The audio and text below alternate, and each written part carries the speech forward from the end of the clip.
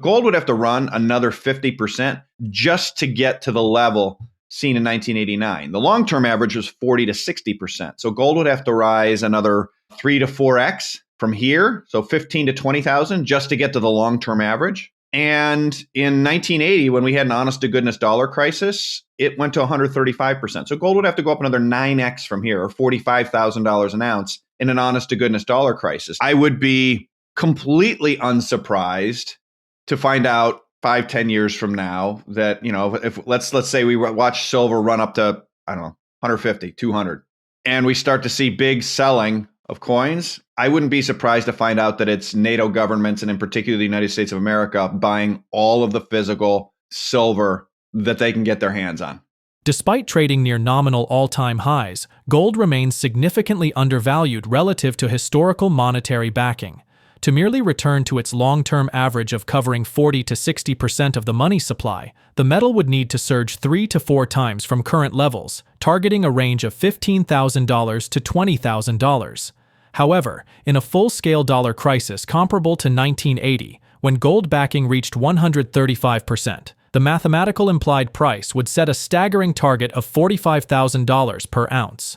LukeGromen, founder of FFTT, Forest for the Trees, warns that Western governments may be covertly preparing for this shift. He suggests that as silver climbs toward $150 or $200, any liquidation by the retail public will be quietly absorbed by NATO governments and the United States. This strategic accumulation would effectively nationalize the remaining physical silver supply, signaling a desperate move by sovereign powers to secure hard assets before the fiat currency system undergoes a total reset. Now, we present the clips from LukeGromen's interview. Before we continue to discuss this, please subscribe to our channel and activate the bell icon for timely updates. Thank you, and enjoy the video. You start exchanging dollars for gold, we're going to take our troops out. So there was much lower debt to GDP. There was a much different setup of industrial production. There was a much different, set of trading partners in this case. And the Chinese and now, the problem is you devalue the dollar, you're going to send inflation up here, you're going to break the bond market, and that's going to break the bond market there. You devalue the yuan or the yen, it's going to break the bond market there, it's going to break the bond market. So there's an order of operations that has to be done. You can still do it. You got to take gold to $20,000, $30,000, $40,000 an ounce, and then you change.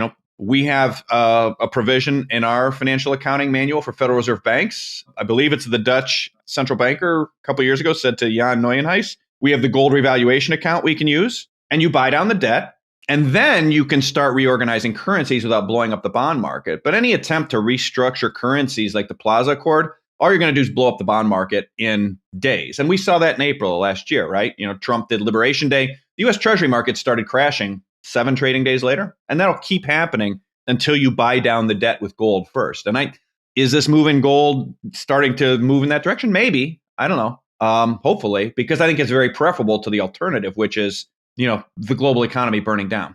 I just put a post up on my X feed that it's a chart I've been posting for years, and it's the market value of gold, market value of the United States official gold position.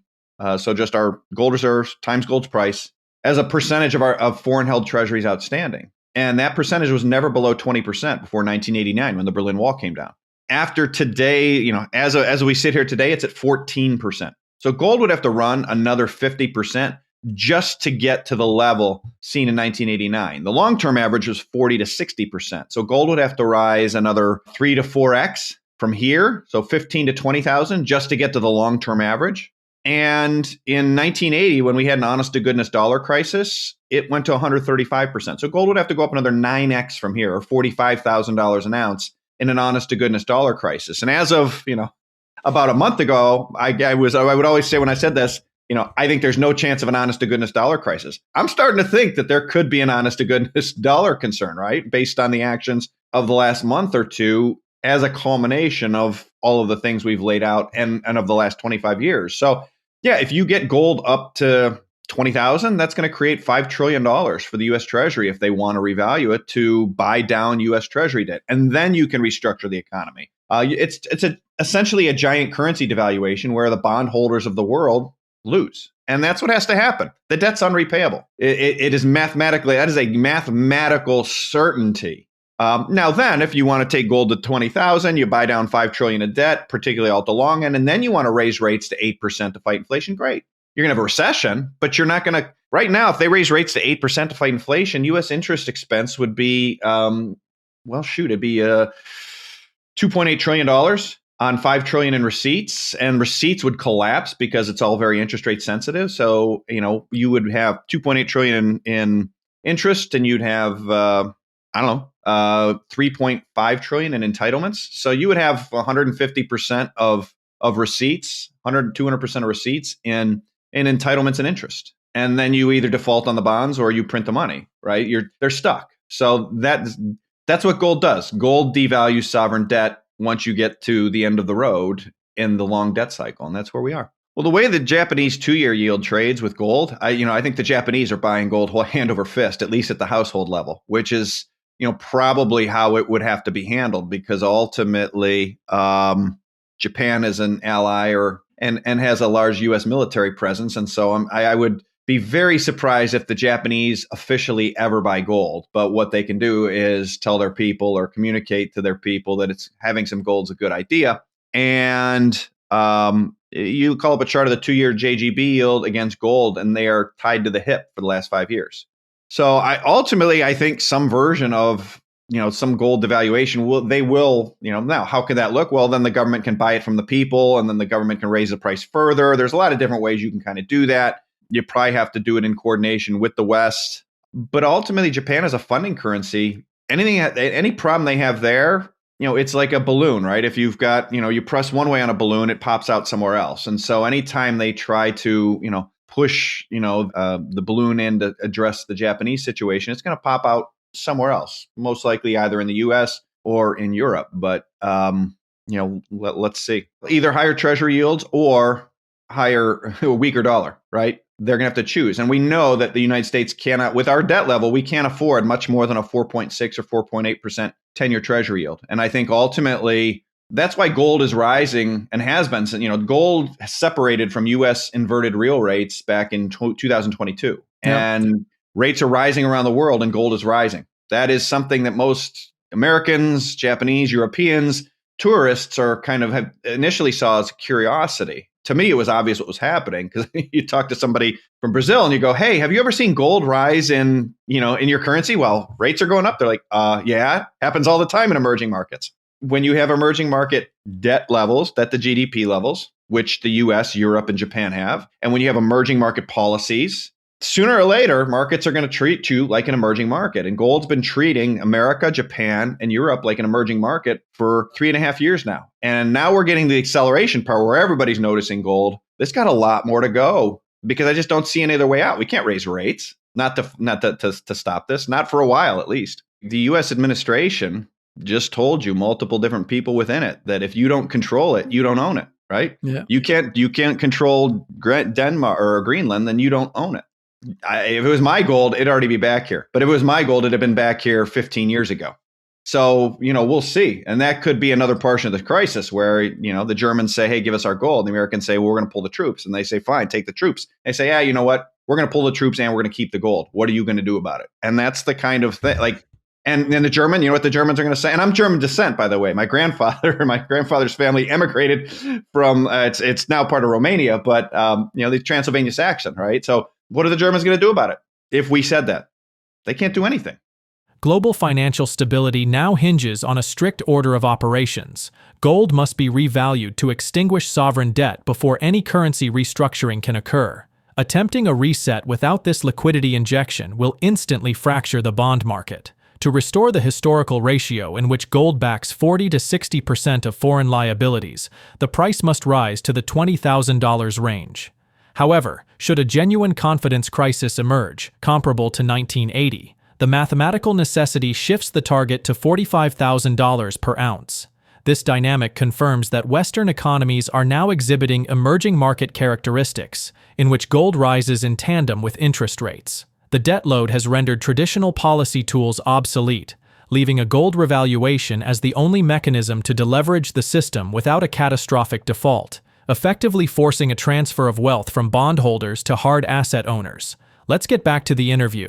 I like silver. I've liked silver. I've owned silver for a long time. I've always thought that I much rather own gold because gold is ultimately a risk for, it's all a monetary asset. There's really no industrial dynamic. I think silver probably still goes higher in the short run, simply because, again, the United States government declared it a critical mineral in November. They weren't saying that because they wanted to spike the price so a bunch of paper traders could make money. That was, oh my God, we're short all of these things. And so, to your point, how do you stop being short all of these things? The cure for high prices, or the cure for low prices, and cure for high prices.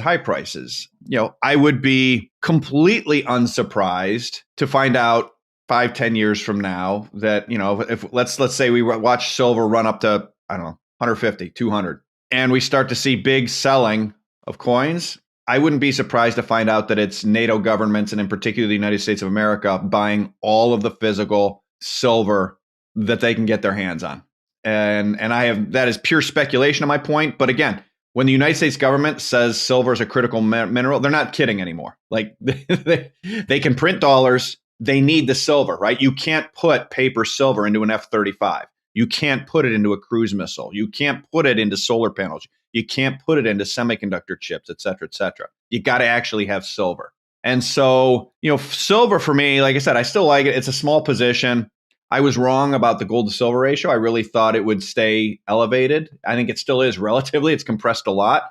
But I still don't think it's going back to the long term. You see it at 10-1 or 12-1. I don't think it's ever going back there. And in part, I think because of the industrial usage and what you describe, which is people will sell the silver. And at some point, the price goes up high enough, it starts to create demand destruction on the industrial side. You look at global FX reserves, gold is now bigger than treasury bonds. And it's especially with the move in the last month, it is now getting close to the size of dollars in global FX reserves, total dollars. At the start of the year, it was 40% dollars, 28-30% gold, and gold's up 25%, in short order, right? In a month and a half. So yeah, you're probably 40% dollars, 35%, 37% gold at this point. Yeah, I think the only way all this works is if gold goes back into the system as the primary neutral reserve asset. As that happens, I think it's already happening. B, that will reorder global currencies around balance of payments. So, we always hear, well, the Chinese are mercantile and they're undervaluing their currency. Great. That means having a neutral reserve asset like gold to settle global imbalances at the FX reserve level means that when China runs big surpluses, the yuan will rise against the debtor nations. The euro will strengthen against the US and UK. Japan should strengthen against the US, UK, and probably Europe. And yuan should strengthen against Europe. And it allows a rebalancing around the balance of payments. And on that metric, the dollar's the dirtiest dirty shirt. It's a much lower dollar. But that's what we need to allow a restructuring of the monetary system so that we can actually make things here again, other than treasury bonds and financial instruments. Number one, if people are worried about violence in America now with these protests, there's probably not many more armed groups of people in America than people that own physical silver. I definitely would not want to be the treasury agents going door to door trying to seize physical metal. You probably wouldn't be able to get a life insurance policy in this country if you were one of those people. It would be very dangerous. And more importantly, I say that half in jest, half serious. More importantly, if they can grab your silver, we can grab Germany's gold. We can grab Americans' retirement accounts. We can, there's $70 trillion gross in foreign assets sitting in America, $26 trillion, $27 trillion net of foreign assets sitting here. If you just start grabbing stuff, you're going to crash the markets. And I don't know which grab will cause that, but people will say, oh, they just grabbed American silver. Germany will be like, give me my gold now. And we'll say, no, you're not getting your gold. And now, boom, now you have a crisis instantly. So to me, I think the more likely than confiscation or seizing is just run the price up. You have a printing press. Run the price to run it to 100. Okay, do we have enough? No. Run it to 150. Do we have enough? No. Run it to 200. Do we have enough? No. Do we, 250? Okay, we're good there. Great. We'll buy everything you offer at 250, and then the price will come back down over time on silver. Gold, I think, is a bit of a different animal. I think, once they run gold up to the price, whatever it's going to go, I think it's going to stay there. The U.S. government's designation of silver as a critical mineral confirms a strategic crisis. The military-industrial complex is short of the physical metal required for F-35s and advanced weaponry. Rather than attempting a dangerous door-to-door confiscation, which would risk domestic instability and trigger a collapse in foreign asset holdings, the state will likely execute a soft nationalization using the printing press. By aggressively bidding the spot price to $200 or $250, the government can incentivize a voluntary transfer of wealth, draining retail hoards to fill strategic stockpiles without force. This runs parallel to a monumental shift in global finance, in which gold is overtaking U.S. treasuries in foreign exchange reserves. This return to a neutral reserve asset forces a necessary devaluation of the dollar, sacrificing its artificial strength to rebuild domestic manufacturing. While silver prices may eventually normalize once government stockpiles are replenished, gold is permanently repricing to anchor a new, balanced global monetary system. Share your thoughts on his analysis in the comment section below. If you find this video informative, please support us by turning on notifications to stay informed about our latest videos. See you in the following video. Thanks for watching.